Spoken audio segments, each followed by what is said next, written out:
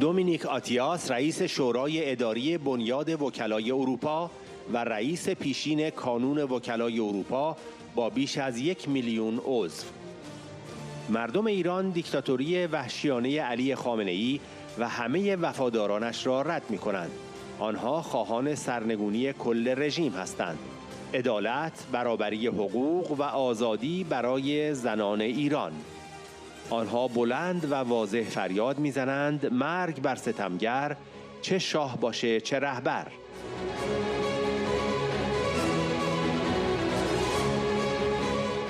مریم رجوی، زنی همیشه خندان و در عین حال انعطاف ناپذیر، برادران و خواهران خود در ایران را به قیام دعوت می‌کند.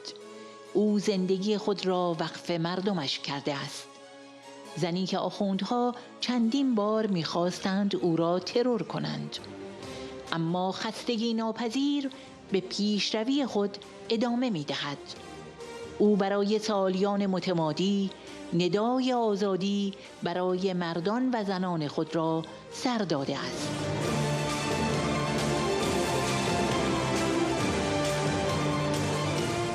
من میگویم مریم رجوی رئیس جمهور. این کاری است که شورای ملی مقاومت ایران با قرار دادن او در رأس خود، با قرار دادن توانمندترین زنان در مناصب رهبری جنبش انجام داد و مردان حاضر به من گفتند با تمام قوا کمک کردند تا این سیستم جدید با سلسله مراتب آن را راه اندازی کنند.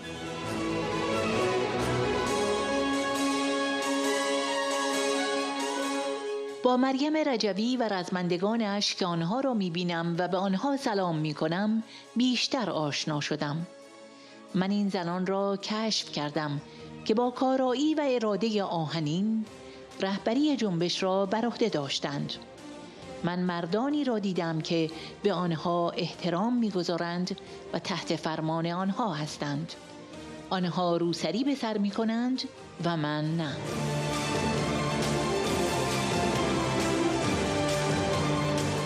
دنیای مرد سالار و پدر سالار زنان ایرانی را زیر یوغ نگه داشته است.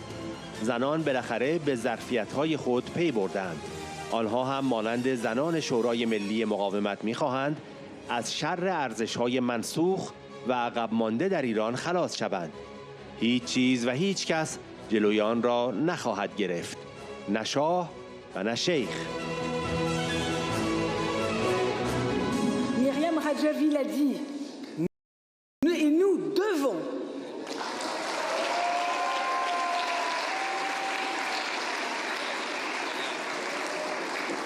iranienne, 40 années de sang versé vous donnent le droit de vous révolter. Une longue histoire de souffrance et de lutte. 40 années d'oppression, de torture, d'invisibilisation. Vous êtes la puissance oubliée du monde. Aujourd'hui, les Iraniennes sont à la pointe du combat. Il ne faut pas croire que les Iraniennes se sont réveillées il y a 6 mois seulement. Mariam Rajavi vous l'a dit. Ce qui se passe actuellement est le révélateur d'un long et douloureux combat mené par les femmes d'Iran de tout âge, de toute région. Elles se sont passées, génération après génération, le flambeau de la lutte. Maintenant, soutenues par de jeunes Iraniens courageux qui eux aussi aspirent à la liberté, elles viennent dire « ça suffit, ni chat, ni mollah ».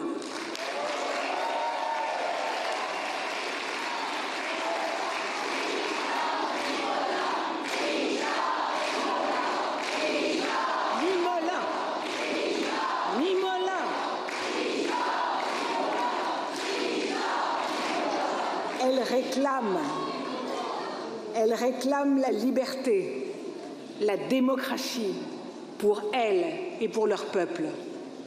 Elles ne veulent plus, comme l'a dit Mariam Rajavi, des charias des lois de la charia imposées par les mollahs, de la ségrégation, de l'apartheid. Elles ne veulent plus des humiliations pour elles et leurs filles. Elles rejettent la dictature brutale d'Ali Khamenei et de tous les loyalistes.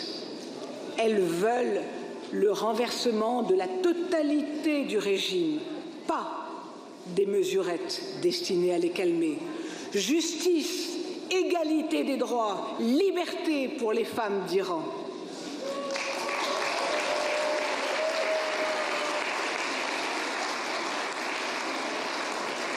Elles crient haut et fort, à bas le tyran, qu'il soit Shah ou mollah.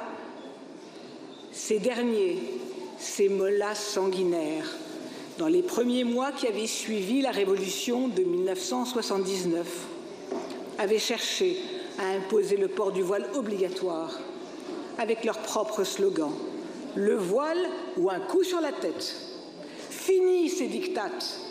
Les Iraniennes doivent être libres de choisir leurs vêtements, y compris ou non le port du voile. À bas la loi sur le port du voile obligatoire. À bas toutes ces lois qui violent les droits des femmes, qui les jugent et les asservissent.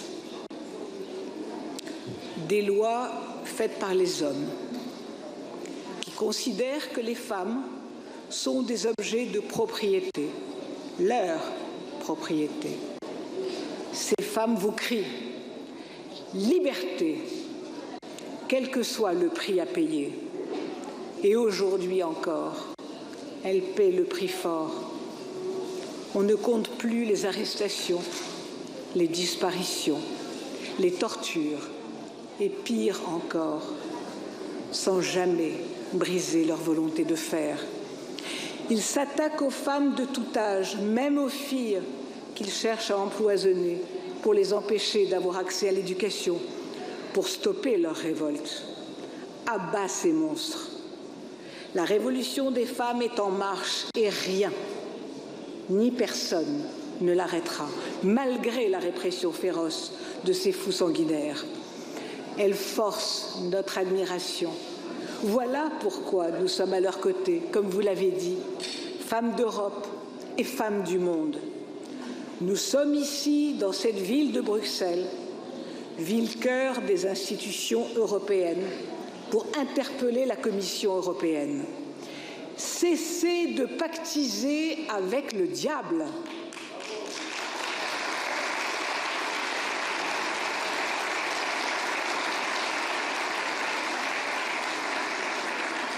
Les Iraniennes l'ont rencontré, le diable, otages elles-mêmes, tant de fois dans leur geôle.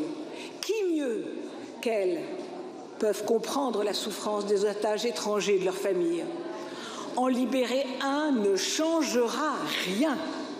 Ces mollahs perfides doivent s'engager devant les Nations Unies, comme l'a dit Mariam Rajavi. Ils doivent s'engager à cesser leur diplomatie de prise d'otages. Cessez de craindre ce régime qui massacre son peuple. Regardez les Iraniennes qui, main nue, face à leurs armes, n'ont pas peur. Elles n'ont pas peur, elles. Les Pasdaran sont des terroristes. Les parlementaires européens ne s'y sont pas trompés, eux. Et l'histoire s'en souviendra. Le peuple iranien ne l'oubliera pas. Le combat continue et jamais ne cessera. J'ai connu la résistance iranienne et les femmes du mouvement des Moudjahidines du peuple alors que je dirigeais le barreau de Paris. Je suis avocate et j'ai prêté le serment d'exercer mon métier avec conscience, indépendance et humanité. Les femmes du CNRI sont venues me chercher et m'ont fait découvrir les massacres commis par les mollahs en ce tragique été de 1988. 30 000 personnes assassinées, femmes, enceintes parfois, adolescentes, hommes de tous âges, comme maintenant. Et l'Europe n'a pas bougé.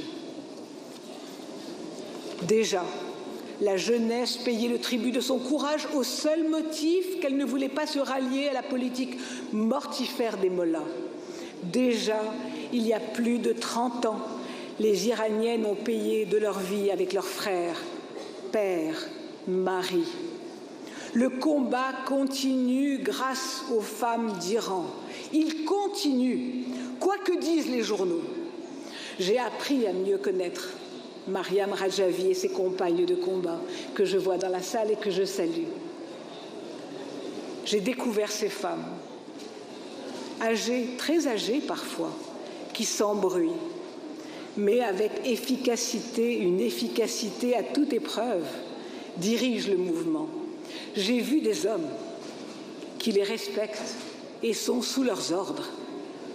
Elles portent le foulard et moi pas. Et alors, la belle affaire.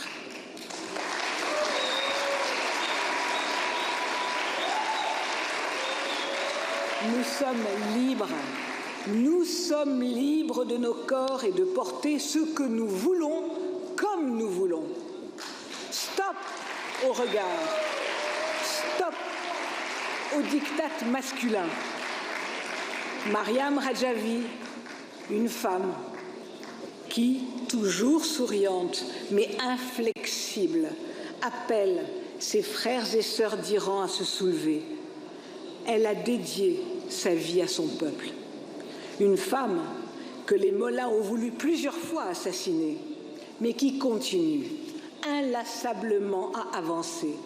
Depuis tant d'années, elle réclame pour son peuple et pour les femmes la liberté. La liberté pour les Iraniennes de choisir leur lieu de résidence, leur profession, leurs études. La liberté de choisir leur mari, leurs vêtements, de donner leur nationalité à leurs enfants, de divorcer, d'en obtenir la garde. Il est impossible de briser l'inégalité sans une mutation profonde. Il faut confier, sans la moindre crainte, les fonctions de direction aux femmes les plus compétentes. Je vous le dis, Myriam Rajavi, présidente,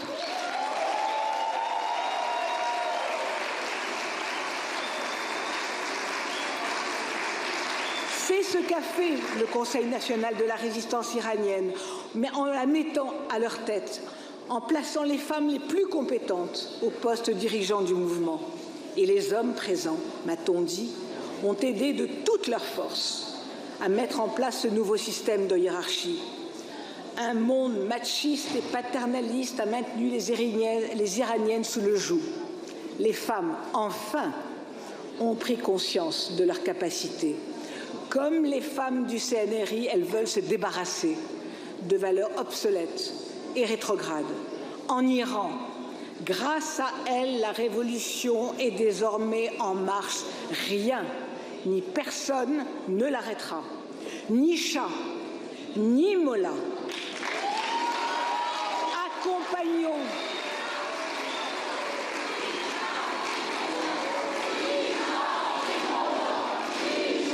Ni Mollah, ni Shah, ni Mollah.